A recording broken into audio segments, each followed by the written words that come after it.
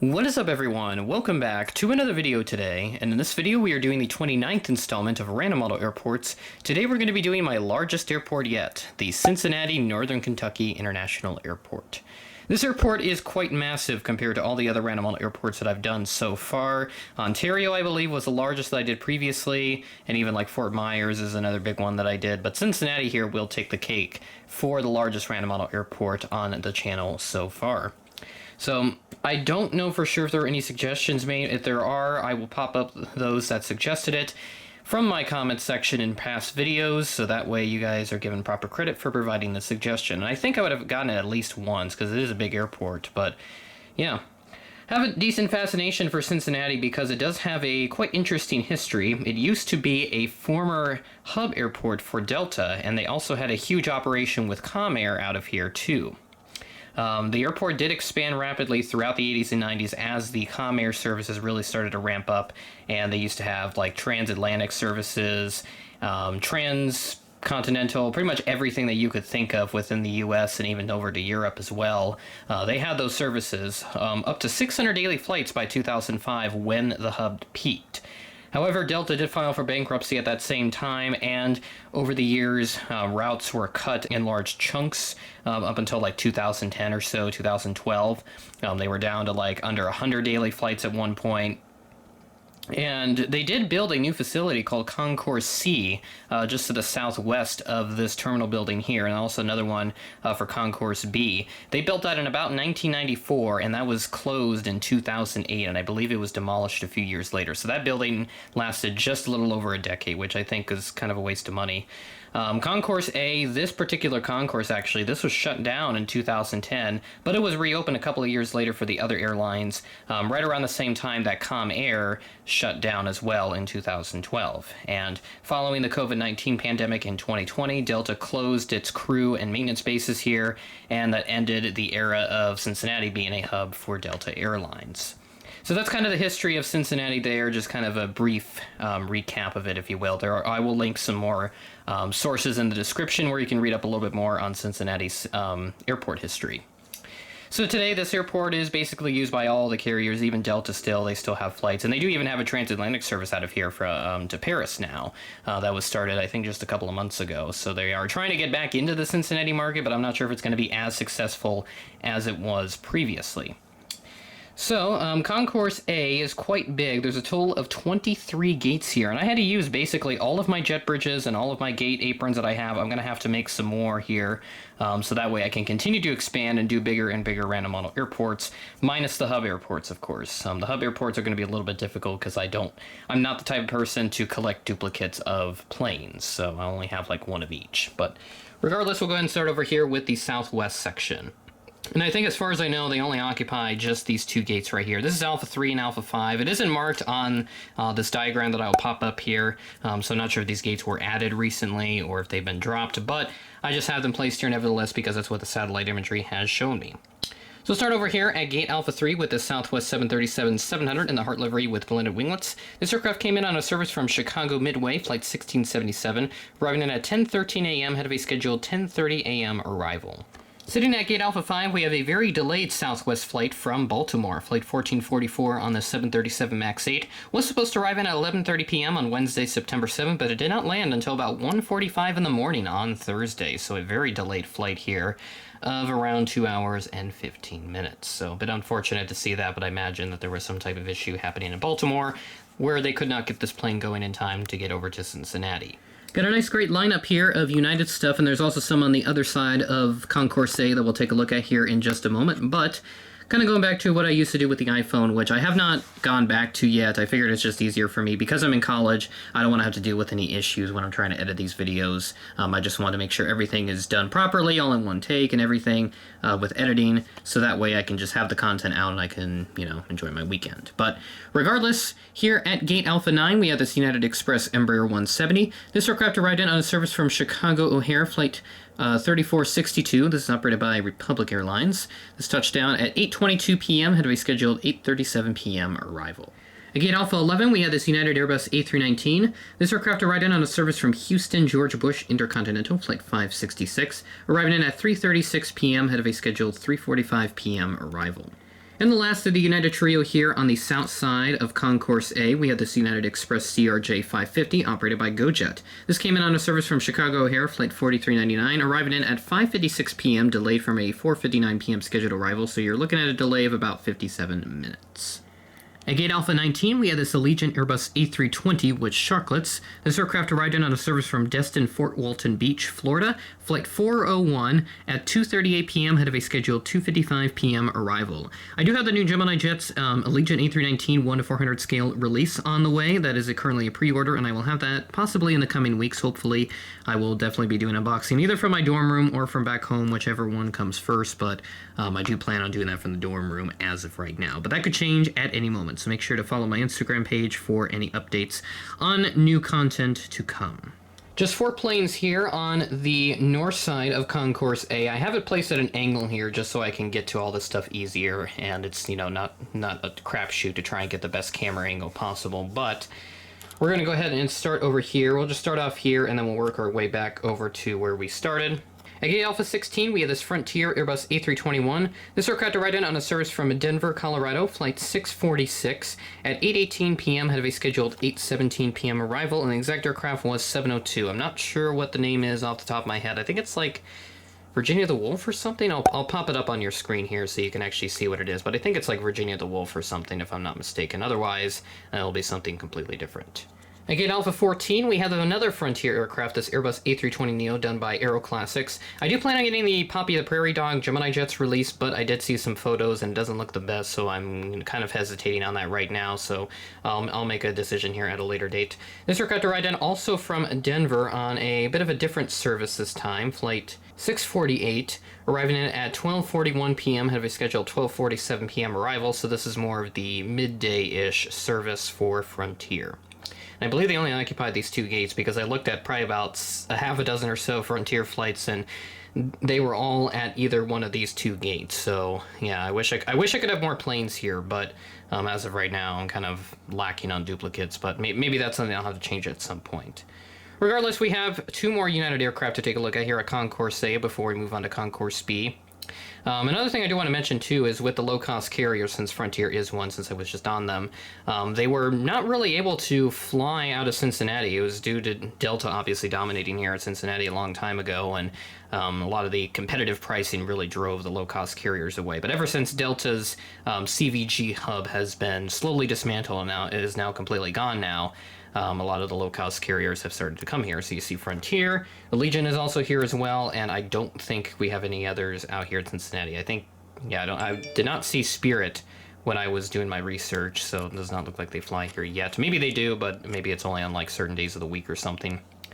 But regardless, we're going to go ahead and move on to United Airlines. So we just have 2 more United aircraft to take a look at.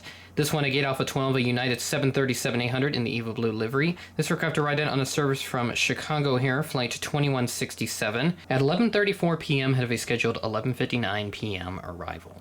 And then around all the action here at Gate Alpha 10 with this United 737-900ER in the Eva Blue livery. Actually, not an ER variant. I should correct myself on that. This is actually a non-ER variant with the Continental Globe livery. Kind of interesting that United still has some of those, as they are a little bit older, maybe not by that much, but I know Alaska has several of these. But this aircraft came in from Houston George Bush Intercontinental, flight 1743, arrived in at 9:31 p.m., had to be scheduled 9:37 p.m. arrival. And everything here at Concourse A has now been taken a look at. Now I'm going to have to spend quite a bit of time building Concourse B. And what I plan to do for Concourse B is, because it's actually, I think it's almost like double the size of Concourse A, I'm actually going to split it up in 2 parts. I'll do Concourse B West and then Concourse B East. So I know that's not how it's supposed to be in the real world, but because of the lack of supplies, I'll have to do the entire Concourse B in one go. That's what I'm going to have to do for now. So go ahead and do the usual random model airport transition from this concourse to the next concourse. So here we go. And welcome to the west side of Concourse B. Yes, I know there's only 2 planes, because it only dawned upon me when I started setting this up that I was only going to have 2 planes on this side of the concourse, but the big highlight is this big jet right here, which we'll take a look at. So I'll go ahead and get repositioned here, and we'll take a look at it. So this is the Delta 767-300, my first time using a passenger wide-body in a random model airport update, and for actually like a scheduled passenger service too, I believe. So this aircraft arrived in from Paris, France. So this is the Paris service that I was talking about at the beginning of the video. This started about a couple of months ago. I know I saw a couple of spotters on Instagram went on the inaugural flight on this, so it must have been a pretty fun experience for them. But really happy to see Cincinnati getting some transatlantic service options back after the long absence due to the hub cuts back when CVG used to be hub. But Concourse B is where Delta calls home now at CVG. So this aircraft arrived in at 12:53 p.m. This is actually from Tuesday, September 6th, because they don't operate this flight on Wednesdays. But it arrived in ahead of a scheduled 1:30 p.m. arrival on Tuesday. So that is well over half an hour of a head start for the folks coming in from Paris, France. So most of them trying to come back home, or others just visiting the United States. And then the last aircraft here at Concourse B West, we have this Delta 737-900ER. This aircraft arrived in on a service from Los Angeles, Flight 881, at 6:34 a.m. right on time. So a nice on-time arrival here from LAX. And yes, very short segment here for Concourse B West, but I promise Concourse B East will be a lot more full. So let's transition there now. And welcome to the final portion of this video. Welcome to Concourse B, the east side of it. So Delta has plenty of operations here. When I was actually doing some research, they had quite a bit of Delta connection flights still. All these are obviously now operated by the other regional subsidiaries, so, you know, like Endeavor Air, SkyWest, and a couple others that I can't really think of right now. But yeah, I do have a couple CRJ-900s here, but no other Delta connection aircraft. Do have a couple Delta mainline here as well, so go ahead and we're actually going to lower the camera on down just a little bit here. Get back to that traditional phone angle that I got really used to when I was filming this on my phone, but obviously with the issues that surfaced a few months back, I have since gone back to the camcorder for the random model airport updates. But starting off here at Bravo 15, we have this Delta 737-800. This aircraft arrived in on a service from Orlando International, Flight 2438, touching down at 12:39 p.m. ahead of a scheduled 1:01 p.m. arrival. At Gate Bravo 17, we have this Delta Airbus A220-100. Still need to find an A220-300 here. I'm very lacking that aircraft, if you will.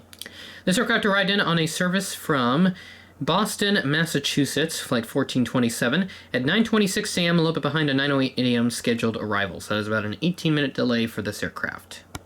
At Gate Bravo 19, we have this Delta Connection CRJ-900 by Gemini Jets. This aircraft arrived in on service from Minneapolis, Flight 5233. This is operated by Endeavor Air. This arrived in at 3:34 p.m. ahead of a scheduled 3:50 p.m. arrival. Jumping all the way over to Gate B25, we have this custom Delta CRJ-900 that I have that is still missing the blue belly. This aircraft arrived in on a service from New York John F. Kennedy, Flight 5273, operated by Endeavor Air. This arrived in at 8:02 p.m. and have a scheduled 8:28 p.m. arrival. Now, Delta Connection aircraft would be occupying this gate, and probably all these other gates here too that are not occupied by other airlines. So that's just kind of how it is here at CVG, still with plenty of Delta flights to choose from, although obviously nowhere near the level that it was back in 2005 with 600 daily flights. And of course, it's not all Delta here at Concourse B. We still got some other airlines to take a look at. More specifically, American Airlines. I got 4 planes here on the north side of the Concourse B East section. So right here at Gate Bravo 24, we have this American Eagle Embraer 175. This aircraft arrived in on a service from Austin, Texas, Flight 4225, operated by Endeavor Air. Very, very, very delayed at 8 p.m. from a 4:48 p.m. scheduled arrival time. So yeah, you're looking at over 3 hours of a delay there, about 3 hours and 12 minutes, if my math is correct on that. So I feel really bad for the folks going from Austin to Cincinnati on this particular flight. At Gate Bravo 22, we have this American 737-800. This aircraft arrived in on a service from Dallas-Fort Worth International, Flight 1052, at 1:13 p.m. ahead of a scheduled 1:18 p.m. arrival. At Gate Bravo 20, we have this American Eagle Embraer 145. This is operated by Envoy Air, so this is coming in from Chicago here on Flight 3603. This arrived in at 10:48 a.m. ahead of a scheduled 11:10 a.m. arrival. And then the last aircraft here at the passenger terminal, we have this American Eagle CRJ-900 positioned at Gate Bravo 18. This aircraft arrived in from Charlotte, North Carolina, Flight 5141, operated by PSA Airlines, at 3:09 p.m., a little bit behind a 3 p.m. scheduled arrival time, so just about 9 minutes of a delay. And of course, it wouldn't be a Cincinnati airport update without some cargo aircraft. Now, this is just a mere fraction of what Cincinnati gets for cargo traffic because I don't have all of the applicable planes to reference in the Cincinnati airport update. Therefore, it is not going to be a very full cargo airport update here for Cincinnati. So I just had these 3 planes here because I thought these were best applicable. So we'll start off here with this Amerijet 767-300ER with winglets. This aircraft arrived in from San Jose, California on flight 902, arrived in at 11:46 p.m. on Tuesday night, so well ahead of schedule here from its 12:30 a.m. Wednesday arrival, so that is nice to see with this particular cargo flight. And then as we move on over here, we have this nice bad boy right here, a Kalitta Charter 727. Now, the exact aircraft that was used, it was all white, and it does have winglets, but obviously, I don't really know of any active 1:400 scale 727 200 molds with the winglets. I think Dragon Wings had one for a while, and that was a long time ago, but it has not been used since. So, I'm just using this Kalitta Charters 2 version that Gemini did last year. This aircraft came in from Tulsa, Oklahoma, so my good buddy Red River Aviation would be very happy to see that service active. So not very applicable because it's not, accurate with the livery, and obviously the winglets are missing on this plane as opposed to what's actually being used in real life, but that's just kind of how it is, so we just have to work with what we got. So this is flight 2041. This arrived in at 1:58 a.m., delayed from a 1:46 a.m. scheduled arrival time, so just behind by about 12 minutes. And then finally, the last cargo aircraft and the last aircraft overall in this massive Cincinnati airport update, we have this FedEx Airbus A300. This aircraft arrived in on a very usual service from Memphis, Tennessee, flight 1460, arriving in at 6:25 a.m., delayed from a 5:56 a.m. scheduled arrival time, so just under half an hour of a delay for this aircraft. And that'll do it here at the Cincinnati Northern Kentucky International Airport. Again, if there are any suggestions, thank you to these guys. If not, I will get back to viewer suggestions here for next month's airport update. Now, there are 5 Fridays this month, but because this airport update was so massive, I think I'm going to have to sort of not have a second Random Model Airport update this month. So I'm really hoping that there will be some content for next week. Perhaps the unboxing of my Mesa CRJ 900 and Allegiant A319. Perhaps with some other stuff that I can probably throw together as well. I may record some other content too, just to sort of fill that gap in for next Friday at 4:30 p.m. So may end up doing like a collection video, not like a full collection video, but just like a my collection type video, where I just kind of film a certain portion of my collection, or some other fun little idea that I'll try to come up with, but we'll see what works best here in the coming days. So that being said, that is the end of the video. Thanks for watching, and I will catch you in the next one.